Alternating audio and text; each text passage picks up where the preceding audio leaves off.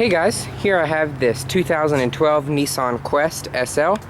So let's go ahead and get started. As you can see, this one is finished in a gray exterior. We'll go ahead and jump to the interior and get this one running because this one does have keys in it. As you can see, smart key access, as well as chrome door handles. All you have to do, put your foot on the brake, hit the engine start button. And what you're hearing is Nissan's VQ35 3.5 liter V6. Very familiar starter sound, as well as a very familiar engine for all Nissan products. Those of you who are familiar with Nissan know that this engine has been used in so many of their cars. Nissan and Infiniti both have used variants of this engine. So we'll go ahead and let the interior on this one be cooling down. Turn the fan way up and turn the temperature way down. So let's go ahead and walk around the exterior. I'm going to leave the door open, that way, well, it's just not going to stay that way, but whatever. So as you can see, like I said, this one is finished in a gray exterior. The sides of these are really flat, and I'm not really sure how I feel about that design. I don't particularly like it. I kind of think these look like a UPS delivery van personally, but they are much nicer than the old models. As you can see, you have projector beam headlamps. Pretty nice feature. The grille on this one is very unique looking, not really like anything Nissan has done before. So I guess they decided to stray from the normal, which isn't necessarily a bad thing, but at the same time could lose them some sales. There are quite a few nicks on the exterior of this one. You have something here and then something there on the corner of the bumper. The paint's flaking off where it hit something. As for the rims on this one, what do we have here? Let's see. Right. P235/55 R18, so 18-inch aluminum alloy rims. Pretty nice looking wheels for a minivan, I guess. You have LED turn signals on the mirrors. No blind spot warning or anything like that on this one. As I said, chrome door handles. And you also have this body side molding kit on this one, which makes it lower to the ground, which makes it look weird. But that's just my personal opinion. I'm not particularly a fan of the styling of these, but I know some people are. And the boxy shape definitely makes them a nice family hauler. You have your single exhaust located down below. Pretty quiet. A lot of VQ35s have a pretty nice exhaust note to them, but this one has been toned down a little bit to give it more of a, I guess, comfortable appeal or whatever. You have your reverse backup camera located right down below there. And your chrome Quest emblem, as well as your SL badge. And of course your rear wiper. So we'll go ahead and jump to the inside since it's well over 100 degrees today. Now coming to the inside, I'm actually very impressed with how nice the inside of these are. I know the old Quest used to be a bit on the cheap side, but this one's really not.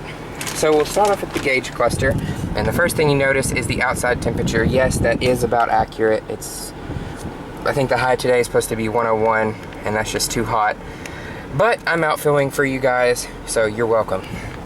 The gauges are very nicely faced, white numbers accented in red needles, with a kind of a whitish glow surrounding them. This one has about 18,732 miles.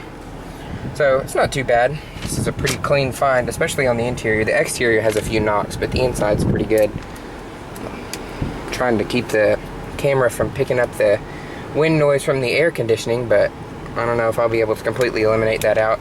Coming to the steering wheel, this one is leather wrapped, and it does have side bolstering grip extensions like you're gonna do sporty driving in a minivan anyhow. Coming over here, here's your light and turn signal controls. Here's your wipers right here. They work just fine. Rear wiper works as well. Coming down below, there's your traction control, your power lift gate, your power door switch on or off.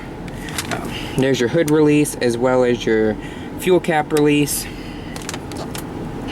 Here's your fuse box right here. I thought that was a storage tray, but it turns out it wasn't, so nobody saw that. Snaps back into place easily, thankfully. Coming to the top of the dash, everything on the top of the dash is soft to the touch. It's made to look like black leather, but it's not leather, but it looks nice. You have the faux wood grain trim right here, which I think looks really classy. Some people like it, some people don't. Coming to the center, you have kind of like a charcoal gray trim. I'm not really sure how I feel about it matching the wood, but I guess it works. Here you have your leather wrap shifter for your CVT transmission. I don't like CVTs. Never personally driven one, or I take that back, I have driven them, but it's been a very long time. So I'm not really sure how Nissan's new CVTs are, but old CVTs that I drove, I just don't like them. Coming down to the floor here, you have a push-on, push-off emergency brake, so that's why the car didn't try to go anywhere. Coming back up here, this one has just a standard information screen. This one's averaging 19.9 miles to the gallon, which is actually pretty good for a minivan, especially one this boxy and huge. But that's thanks to the CVT transmission. You have your standard Nissan Infiniti controller for the screen. You're all familiar with this. Here you have dual zone automatic climate control. You also have your stereo controls here. I won't turn that on because of copyright. You also have high and low heated seats, which I definitely don't want to use. You have a switch for your 120 volt power outlet right here. Household power outlet, you're all familiar with those. You have dual little cup holders right down here for like a water bottle or something. That's about all these would hold. You would use these right down here for your larger drinks. You have a CD input slot, which I'm assuming is for the rear entertainment system. And then you have a 12 volt power outlet right down here. Just kind of flops open like that. So we'll go ahead and give the engine a few revs. Turn the air down some. Ooh, the rear air is on 75. Nobody wants that. Let's have 60. Go ahead and rev this one up some, assuming nobody's around.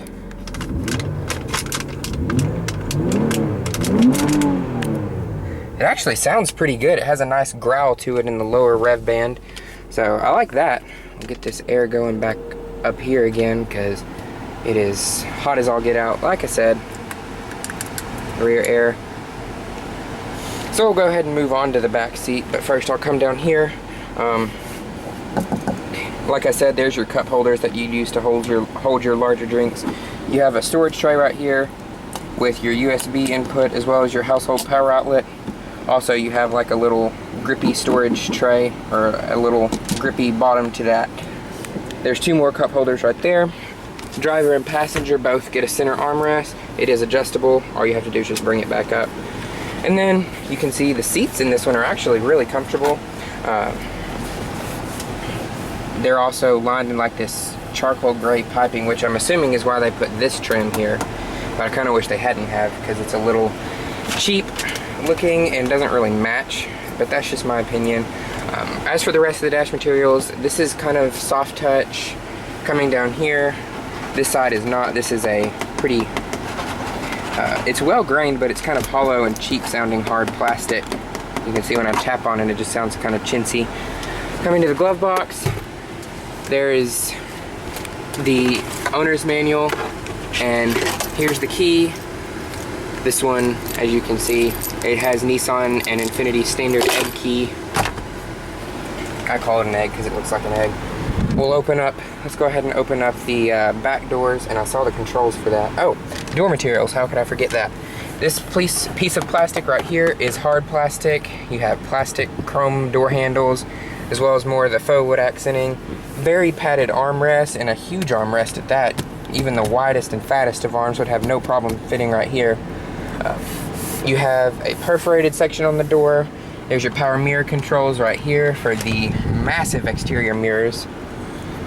There's power window locks, power door locks, auto up and down driver side window, driver and passenger window. The rear windows are fully manual. They're not cranks, but they're manual. You can also see down here by this little sticker, this one has the Bose stereo. Everything else down here is hard touch.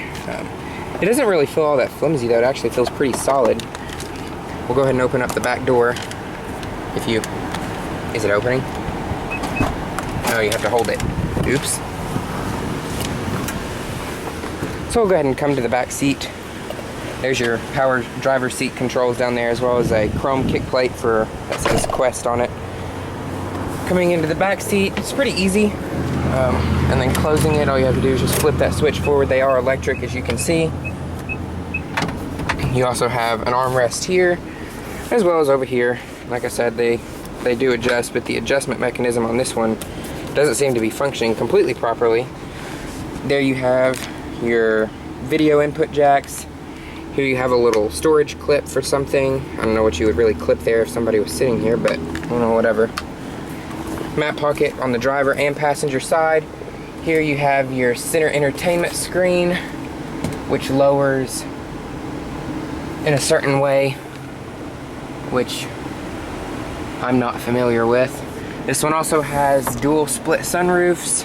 You can see the control for it is right here. So that's pretty cool that it actually opens. I don't know of any other panoramic sunroofs that actually do that and give the backseat passengers the control for it. So that's pretty cool.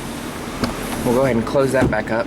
Keep as much sunlight out as we can. And I'm trying to open this screen here, and maybe it's a power fold down screen. I don't know. I've never been in one of these before, but I'm actually pretty impressed with the interior. Coming down here, you have dual split level, or dual cup holders, not split level. You also have a little storage pocket. Aha! Here we go. This is the remote for the screen. So you use the remote to open it. That's how it's done. And then you have like this little thing. You can tilt it back or forwards. I don't know why you want it all the way back. And then we'll close it back up. You also have 2 sets of earphones down there. Second row seats are pretty comfortable. There's not a whole lot of thigh support in them. My knees are kind of high up in the air. The floor is pretty high on these, and I'm not sure these seats do actually slide. So I had it all the way back and it was still a little uncomfortable. I could travel here if I had to, obviously, but it wouldn't be my first choice. I'd rather have like an SUV, like a Tahoe or something. You have more of that gray piping wrapping around the back of the seats as well as around the back of the headrest. I really like the dual colors on the seats. That adds a pretty premium look. Door materials in the back, all soft touch on the top. You also have your perforated section, and then everything down here is hard to the touch, and you have more of the faux wood trim by the window switch, so that's pretty nice. Come up here, you have your interior lighting. There's an air vent right here.